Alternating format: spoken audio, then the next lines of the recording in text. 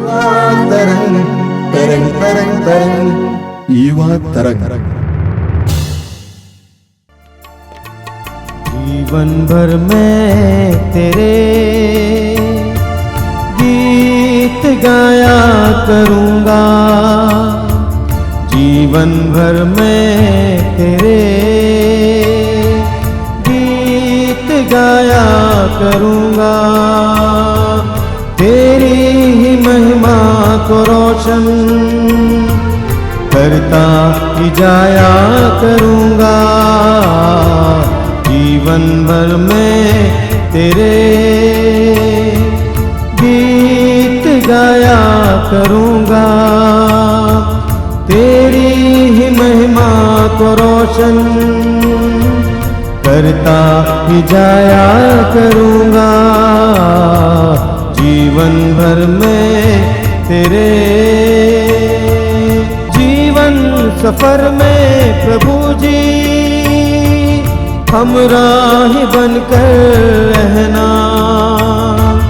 जीवन सफर में प्रभु जी हमराह बनकर रहना। पापों के साए में प्रभु मुझको बचाए तू रखना।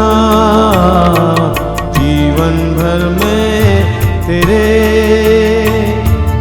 गीत गाया करूँगा। जीवन भर में तेरे गीत गाया करूँगा। तेरी महिमा को रोशन करता ही जाया करूँगा। जीवन भर में तेरे। मेरे प्रिय युवा भाई और बहनों, आप सभी को जय यीशु। मैं फिर एक बार आप सभी को इस युवा तरंग कार्यक्रम में स्वागत करता हूं। आपसे अनुरोध भी करता हूं कि इस कार्यक्रम के बारे में और भी लोगों को बताएं, ताकि बहुत सारे युवक युवतियां इस कार्यक्रम से प्रेरित हों। हमारा जीवन बहुत नाजुक है, कठिन है, संघर्षपूर्ण है। ऐसे जीवन में हमें प्रभु का सहारा लेना आवश्यक है। हमारे जीवन में कभी कभी हम लोग टूट जाते हैं। विशेष करके मैंने देखा बहुत सारी युवक युवतियां टूट जाते हैं। वे सोचते हैं कि आगे कुछ नहीं है। वे निराश हो जाते हैं, उदास हो जाते हैं। ऐसी परिस्थिति में हमें प्रार्थना का सहारा लेने की आवश्यकता है। प्रभु के करीब जाने की आवश्यकता है। इस सत्य को मत भूलिए कि जीवन का स्रोत तो प्रभु है, और प्रभु के करीब जाएंगे तो आपको प्रेरणाएं मिलेंगी, शक्ति मिलेगी, ऊर्जा मिलेगी। हमें प्रभु यीशु से सीखना चाहिए। प्रभु यीशु स्वयं प्रार्थना में काफी समय बिताते थे, और पुराने विधान में इब्राहिम एक सुंदर उदाहरण है प्रार्थना के लिए। कैसे इब्राहिम ईश्वर के साथ जुड़ा जीवन जिए। जब इब्राहिम को पता चला कि सोदोम और गोमोरा का नष्ट होने वाला है, तो इब्राहिम ने कैसे ईश्वर से सोदोम और गोमोरा के लिए प्रार्थना की। वचन सुनिए, प्रार्थना करना सीखिए। मुझे सुनने वाले मेरे सभी प्रिय जवान दोस्तों, अगर मैं आपसे ये पूछूं कि आप ज़िंदगी में क्या पाना चाहते हो, आप क्या हासिल करना चाहते हो, मैं जानती हूँ कि सबके अलग अलग जवाब होंगे, क्योंकि हम सब लोग अलग अलग हैं, और हमारी सोच, हमारी इच्छाएं, हमारी अभिलाषाएं, हमारे सपने, हमारा मकसद, हमारी बुलाहट, सब कुछ अलग है। इसलिए ज़रूर सब कुछ अलग ही होगा, हमारा जवाब अलग होगा। पर अगर हम कुछ समय निकालें और ये सोचें, इस पर गौर करें कि आखिर में मुझे ज़िंदगी में चाहिए क्या, मुझे क्या पाना है, जीवन में मुझे कैसे जीना है, तो इस बात का यानी हम इस निष्कर्ष पर पहुंचेंगे कि हमें ज़िंदगी में शांति, आनंद, प्रेम चाहिए। अगर ये सब कुछ है पर ये नहीं है तो जीवन का मज़ा ही नहीं है। अब यहाँ पर मैं आपको एक छोटी सी घटना बताना चाहती हूँ। एक नौजवान व्यक्ति जिसने मुझसे कुछ सालों पहले उसने मुझे एक फ़ोन लगाया। अचानक उसका फ़ोन आया मुझ पर। मैं उस व्यक्ति से परिचित हूँ और उसने मुझसे कहा, दीदी, उसकी आवाज़ में जो झनकार थी, दीदी। मैंने कहा, हाँ बताओ। हाँ ब्रदर बोलिए।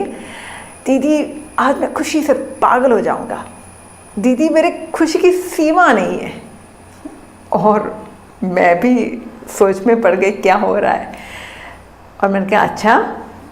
तो उन्होंने कहा, दीदी मैं क्या बताऊँ। दीदी, मेरी सपनों की राजकुमारी, उसने मुझे हाँ कह दी।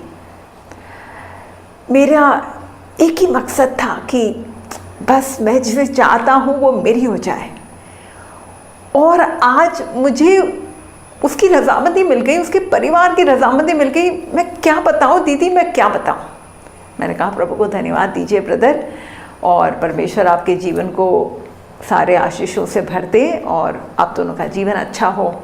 ओ दीदी, मैं इतना खुश हूँ, इतना खुश हूँ। ओके, दोनों की शादी हो गई।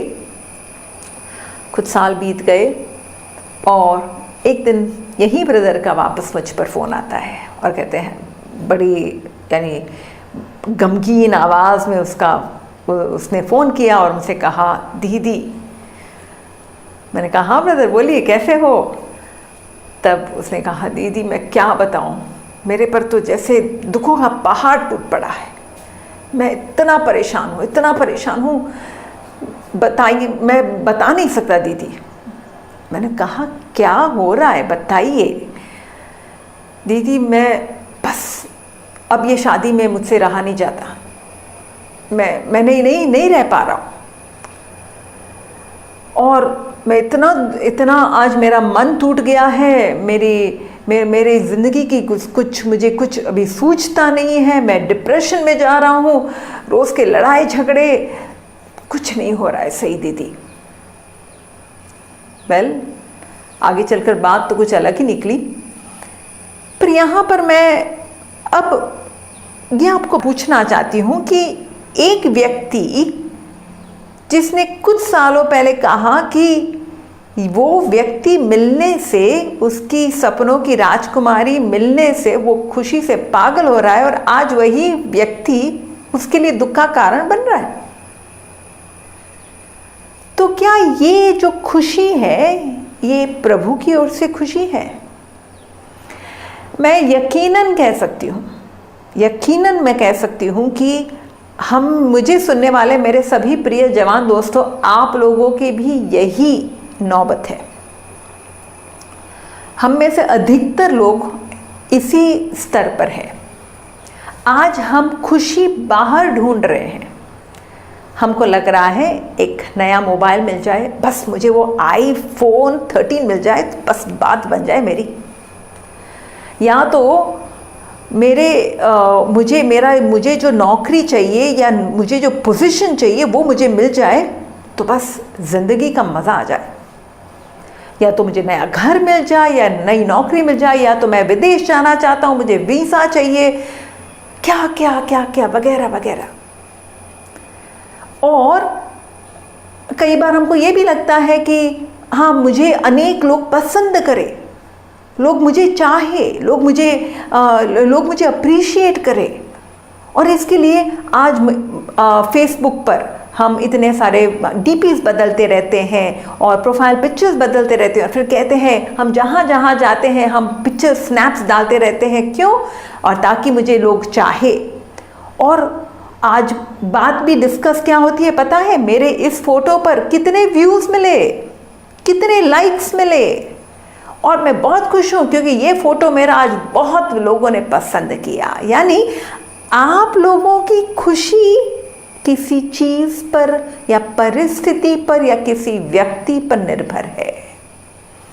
पर ये भी बात समझ लेना, अगर आपकी खुशी किसी चीज़ या परिस्थिति पर निर्भर है तो जान लीजिए वो जब चला जाएगा या वो जब बदल जाएगा, आपकी खुशी तो ओझल हो जाएगी, अदृश्य हो जाएगी, बल्कि आप परेशान हो जाओगे। जो मोबाइल, जो आईफोन 13 आपको चाहत थी कि आपको वो चाहिए, वो मिल जाने पर वही आईफोन 13 में आपने किस लिए लिया? ताकि उसमें मेरा फेसबुक या मेरा ट्विटर अकाउंट या मेरा इंस्टाग्राम अकाउंट, वहाँ पर मेरा यानी लोगों के साथ या मैं जिसको चाहता हूँ उनके साथ मेरा अच्छे से संपर्क बना रहे। और मान लीजिए वही फेसबुक अकाउंट में आप जिसको पसंद करते हैं, वही फेसबुक अकाउंट में आपने देखा कि उसका फोटो किसी और के साथ है। अब बताइए, वही आईफोन अब आपके लिए परेशानी का कारण बन रहा है। वो ट्विटर अकाउंट, वो फेसबुक अकाउंट आपके लिए परेशानी का कारण बन रहा है। क्या ये बात सच नहीं है? इंग्लिश में खुशी को हैप्पीनेस कहा जाता है। एंड एक्चुअली हैप्पीनेस, ये जो शब्द है इसका रूट कहाँ है, वो कहाँ आता है? To happen. To happen means कुछ होना है। तो कुछ होना है या कुछ नहीं होना है तो हम खुश होते हैं। आज अनेक लोगों की खुशी इस तरीके से भी निर्भर है कि मुझे इस मुकाम तक पहुंचना है। हाँ, ये मेरा गोल है, ये मेरा मकसद है, ये मेरा लक्ष्य है, मुझे वहाँ तक पहुँचना है, मुझे ये बनना है या ये हासिल करना है। 5 years from now or 10 years from now, I want to become this, I want to attain this, I want to achieve this.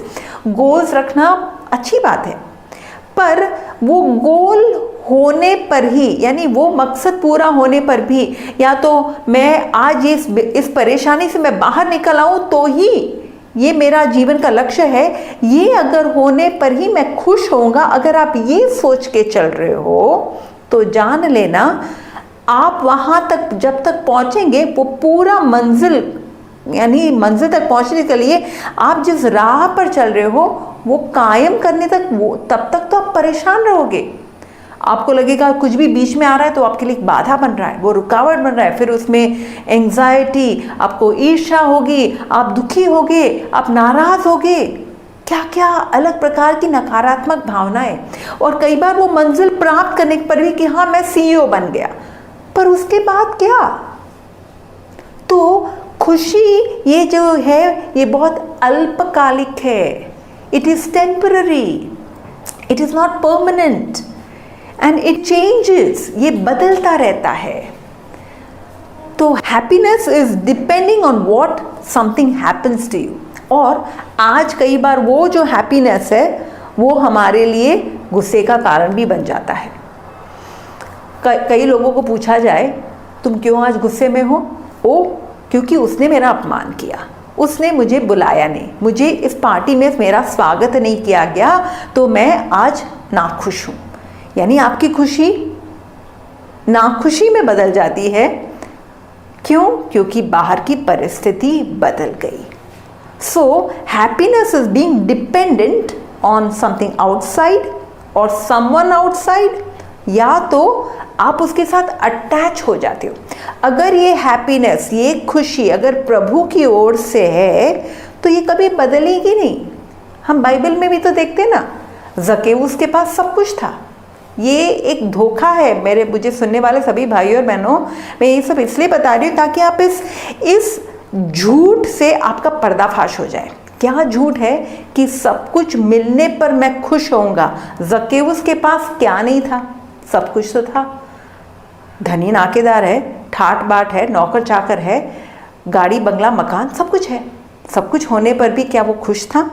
नहीं। जब उसने सब कुछ दे दिया, उसे वाकई में वो खुशी मिली, खुशी नहीं बल्कि उसको तो आनंद मिला।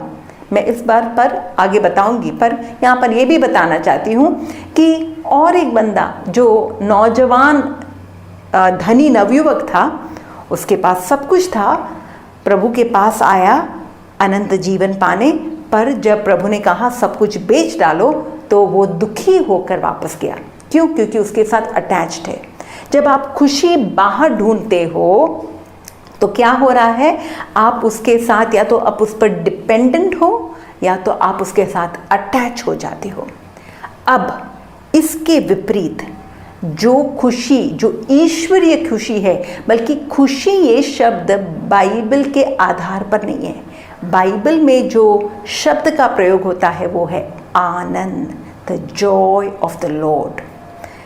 वो जो आनंद है वो पवित्र आत्मा का फल है। गलातियों के नाम जो पत्र है उसमें अध्याय 5:22 में तो लिखा है ना कि प्रेम, आनंद, शांति ये पवित्र आत्मा के फल है। और ये जो है वो आंतरिक है, वो बाहरी चीज़ों पर निर्भर नहीं है, वो आंतरिक है और ये शांति के समान है। जैसे वो यीशु ने जैसे कैसे भेदभाव किया है या तो जो अंतर बताया है, मैं तुम्हें दुनिया की जैसी शांति नहीं दे रहा हूँ, मैं अपनी शांति दे रहा हूँ। यानी दुनिया की शांति तो बाहरी परिस्थितियों पर निर्भर है, सब कुछ सही है तो शांत हो, वरना हम अशांत हो जाते। पर मेरी शांति सदैव बनी रहती है, तुम्हारे सोच और समझ से परे है वो शांति। वैसे ही जो परमेश्वर का जो आनंद है, जिसको हम सच्चा आनंद कहते हैं, जो स्थिर है, जो सदैव बना रहता है, बाहर परिस्थिति कितनी भी आपके प्रतिकूल हो, वो कितने भी आपके विरुद्ध हो, आप आंतरिक रूप से आनंद में रहोगे। हम जानते हैं कि माता मरियम को बताया गया था कि यानी आप ईश्वर के पुत्र की माँ बनोगी। उसको पता है कि इसके बाद उसका क्या यानी उसके बाद उसकी प्रतिक्रिया क्या होगी या उसके बाद क्या क्या हो सकता है। यूसुफ उसे नकार देंगे, समाज वाले उसको पत्थर मारकर मृत्यु दंड देंगे, ये सब वो पता था। पर फिर भी वो क्या कहती है, मेरी आत्मा प्रभु का गुणगान करती है, मेरा मन अपने मुक्तिदाता ईश्वर में आनंद मनाता है। ये सच्चा आनंद है, सच्चा आनंद। जब हम परमेश्वर में आनंद मनाते हैं, चीज़ों में नहीं, भौतिक बातों में नहीं, बल्कि प्रभु में, प्रभु जो कभी नहीं बदलता, God who never changes, when we delight in Him, जब हम उसमें आनंद मनाते हैं, वो हमारे हृदय में बसता है, तो वो आनंद परिपूर्ण होता है, वो किसी भी चीज़ पर वो विचलित नहीं होता। यीशु भी पवित्र आत्मा में आनंद मनाए हैं, लूकास के सुसमाचार में लिखा है, और वही आनंद हमें मिला है।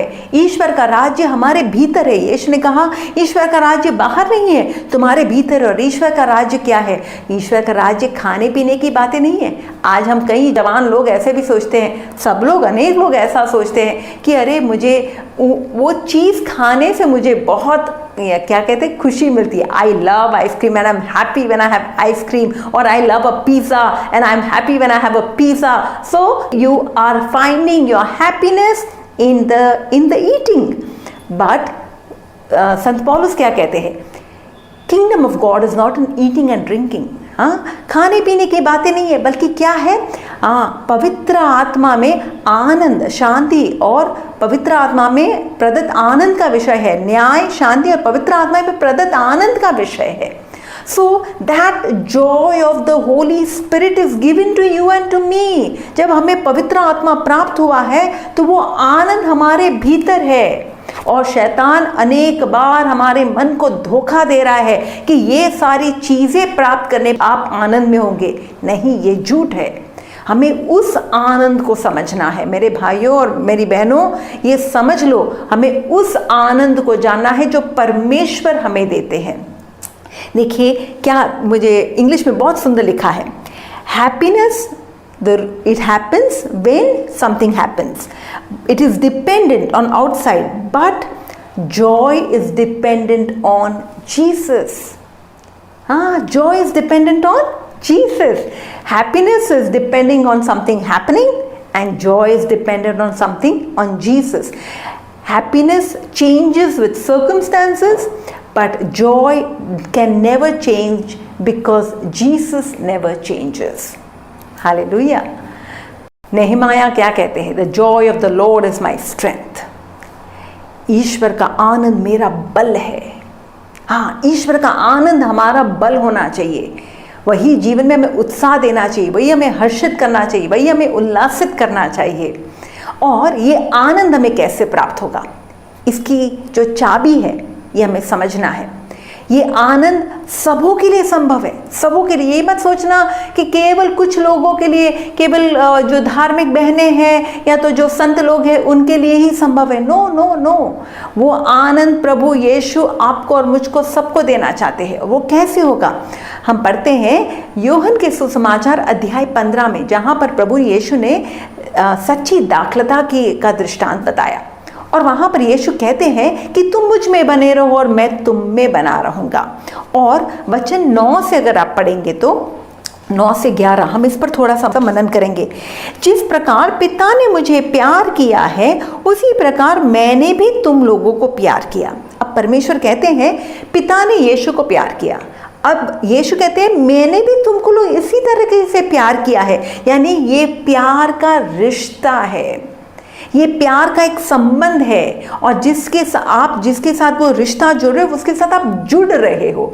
वो जैसे दाखलता और डाली दाखलता से जुड़ी होती है, तो वो एक संबंध, एक रिश्ता है। वैसे ही प्रभु कहते हैं मैं पिता से जुड़ा हूं प्यार के नाते, अब तुम मुझसे जुड़े हो कैसे? प्यार के नाते। आगे यीशु कहते हैं तुम मेरे प्रेम में दृढ़ बने रहो। प्रभु कहते हैं तुम किस में दृढ़ बने रहो? उस प्रेम में, बाहरी बातों पर नहीं। ये प्रेम आंतरिक है, वो रिश्ता आंतरिक है, और हृदय से हृदय की बातें हैं। यीशु का हृदय और मेरा हृदय जब मिलता है वो प्रेम में तुम दृढ़ बने रहो।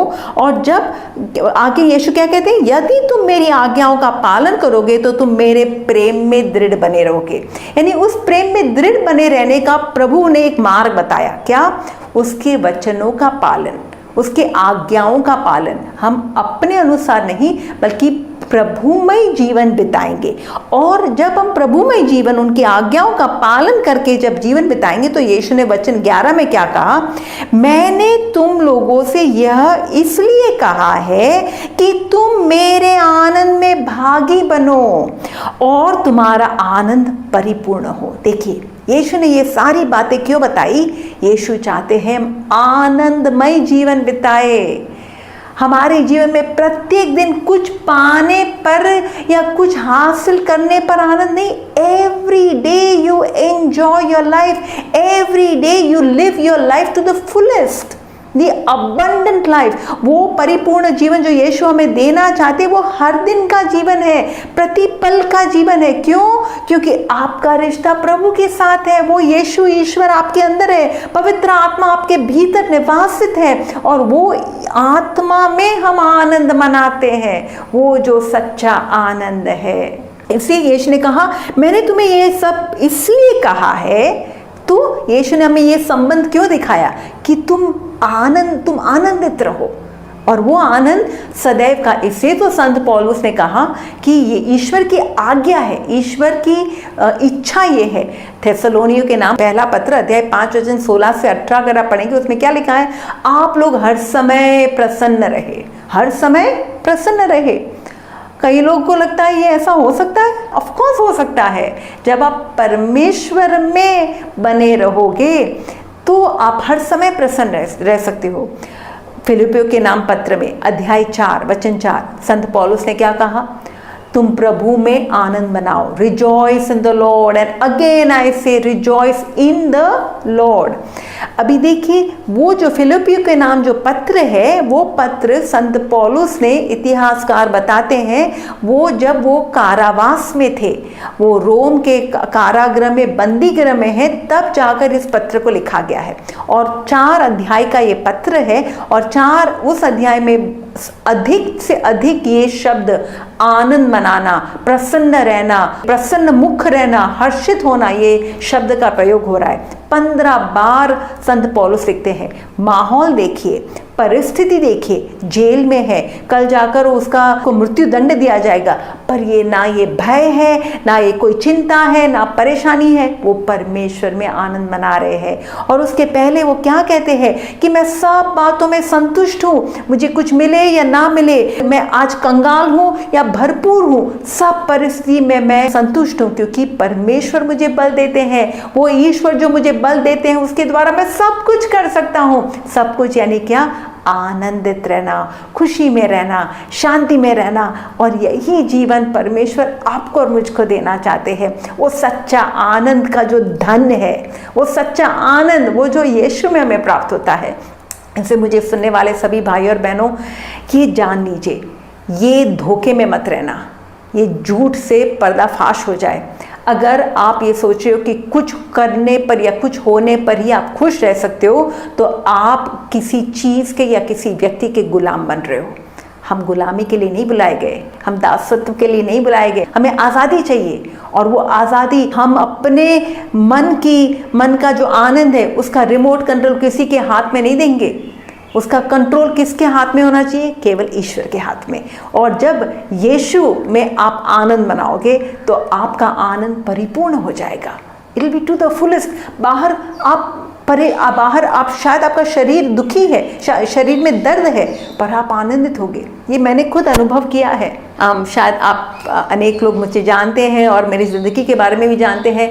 मेरे पति कितने साल बीमार रहे, पर उस बीमारी की अवस्था में, उस बिस्तर पर मैंने उनको पीड़ा में, दर्द में एकदम आनंद में जीते देखा है। मैंने उनको हर्षित, प्रसन्न मुख देखा। और ये मेरे लिए कई बार मैं अचंभित रह जाती, पर तब मुझे एहसास होता कि ये आनंद परमेश्वर का है। कुछ यानी मैं वो बीमारी से चंगाई होने पर ही वो आनंदित होंगे? नहीं। जैसी अवस्था है, जिस परिस्थिति में है, वो आनंद मना सकते हैं।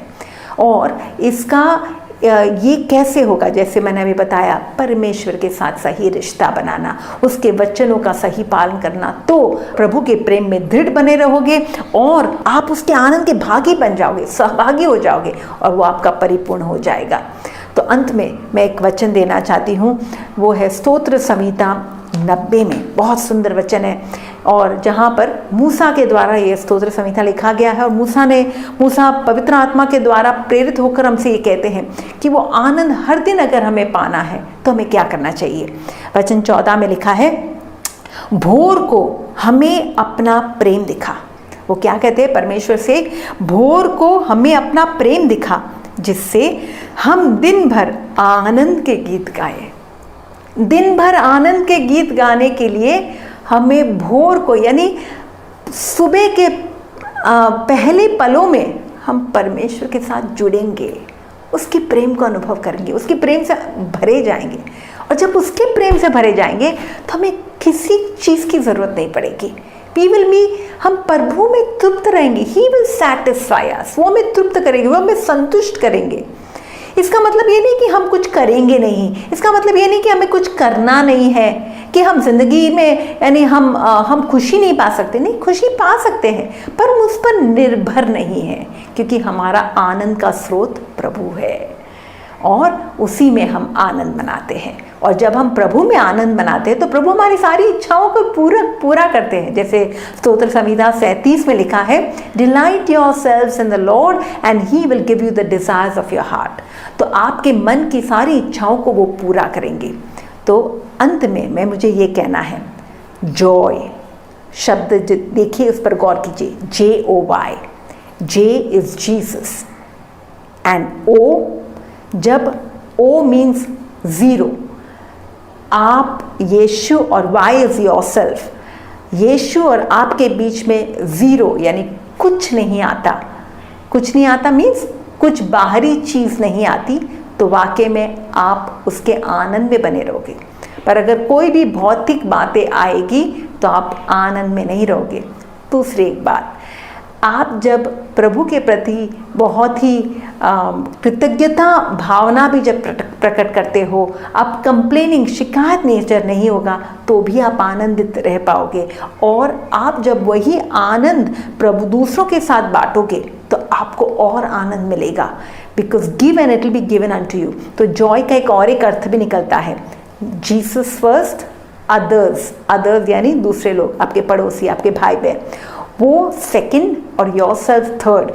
जब आप दूसरों को आपसे अधिक प्यार यानी प्रभु का प्यार उनके साथ बांटने के लिए या उनको मदद करने के लिए जब आप इच्छुक होगे, तो ज़रूर आप उनके आनंद में, उनको आनंद देने में आपको आनंद प्राप्त होगा। तो मैं यही प्रभु से प्रार्थना करती हूँ कि मुझे सुनने वाले सभी भाई और बहनों, मेरे सभी जवान दोस्तों, आप इस सच्चे आनंद का अनुभव कर सके प्रतिदिन, प्रतिपल, जो प्रभु यीशु हमें देते हैं। और वो चाहते हैं कि हम ऐसा ही परिपूर्ण आनंदमय जीवन बिता सके। May the joy of the Lord be our strength now and forever. Amen. आइए हम प्रार्थना करें। ये प्रेमी पिता, धन्यवाद देता हूं इस पवित्र समय के लिए, इस कार्यक्रम को सुनने वाले, इसमें सहभागी होने वाले एक एक भाई बहन के लिए धन्यवाद देता हूं। विशेष करके इन बेटे बेटियों के लिए मैं प्रार्थना करता हूं। इनके जीवन में कई प्रकार की कठिनाइयों का इनको सामना करना पड़ता है। प्रतिदिन इनके जीवन में थकाने वाले अनुभव, डराने वाले अनुभव, निराश करने वाले अनुभव होते हैं। ऐसे क्षणों में भी तेरे साथ जुड़ने के लिए, प्रार्थना में तेरे साथ जुड़ने और शक्ति और प्रोत्साहन प्राप्त करने के लिए कृपा प्रदान करना।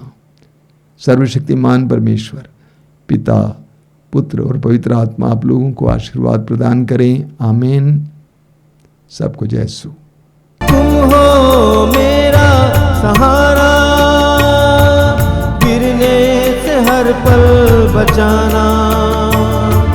तुम हो मेरा सहारा, गिरने से हर पल बचाना।